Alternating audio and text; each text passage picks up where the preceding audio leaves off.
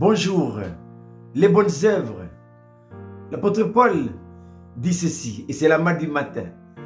Il dit ceci à Tite, chapitre 3, verset 8. Cette parole est certaine, et je veux que tu affirmes ces choses, afin que ceux qui ont cru en Dieu s'appliquent à pratiquer de bonnes œuvres. Voilà ce qui est bon et utile aux hommes. L'adjectif certaine signifie vrai, vraisemblable, sûr, c'est certain. Ce que Dieu a dit, eh bien, nous devons le faire. Et si nous faisons ce que Dieu a dit, eh bien, la bénédiction, toujours la finale.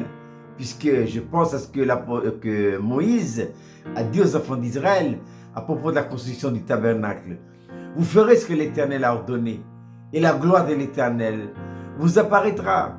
Et quelle est donc cette affirmation que Paul donne ici à Tite? Eh bien, il dit, ceux qui ont cru, en d'autres termes, ceux qui sont passés réellement par le chemin de la nouvelle naissance, eh bien, ils doivent s'appliquer à faire quoi?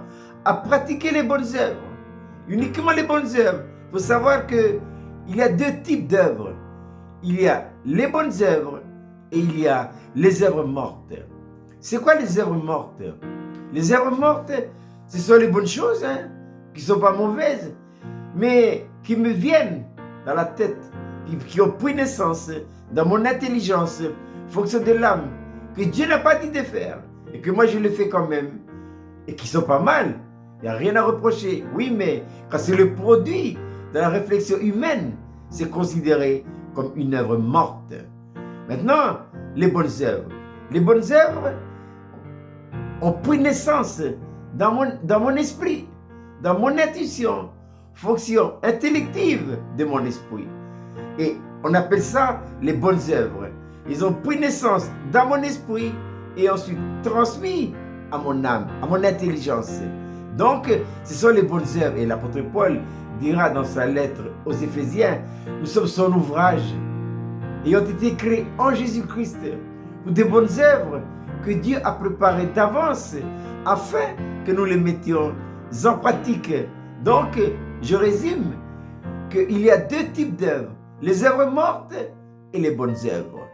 Les œuvres mortes prennent leur racine dans mon intelligence, fonction de l'âme. Ça, il faut l'éliminer. Les bonnes œuvres, ce sont des œuvres qui ont pris racine dans notre intuition, fonction de notre esprit. Et je souligne également que les bonnes œuvres qui ont pris racine dans mon esprit sont toujours accompagnées de la foi. C'est pourquoi l'apôtre Jacques, il parlera des œuvres de la foi.